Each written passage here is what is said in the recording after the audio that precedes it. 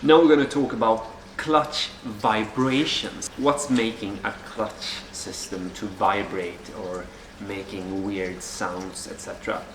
So first off, I want to say, when you're building some kind of performance car, you would want as little parts as possible, as little of moving parts as possible. So the first thing you would do is removing the dual mass flywheel, because this flywheel has a lot of springs in it, etc. This is to make the ride smooth, the clutch function smooth, and taking out vibrations through the engine and gearbox or between these two. But these springs in the dual mass flywheel tend to wear, and they don't want the extra power you can produce by tuning your car. So you remove this to a single mass flywheel. It's a one-piece flywheel, simple as that. From there you can choose to go with a sprung clutch instead, because this sprung clutch can make the ride more comfort and better function, better clutch function, or easier clutch function from standing still to going away when you're releasing the clutch pedal. So this is one way of doing it.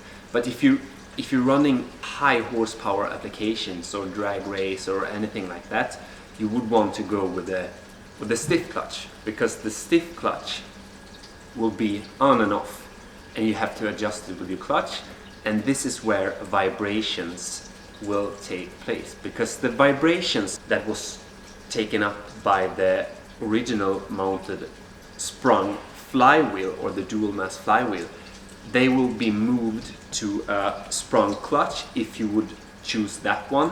But if you remove both the flywheel with springs and the clutch with springs and replace it with only a stiff flywheel and a stiff clutch, the vibrations are still there.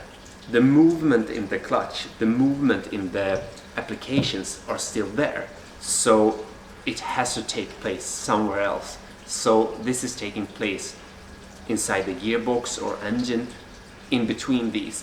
And this is where you can hear sound, different kind of vibrating sounds. There's lots of difference of sounds depending on the application and how you move and operate your clutch pedal. But basically, the sound will take place somewhere else than in the sprung OEM flywheel or the sprung clutch disc when you're moving to performance parts instead.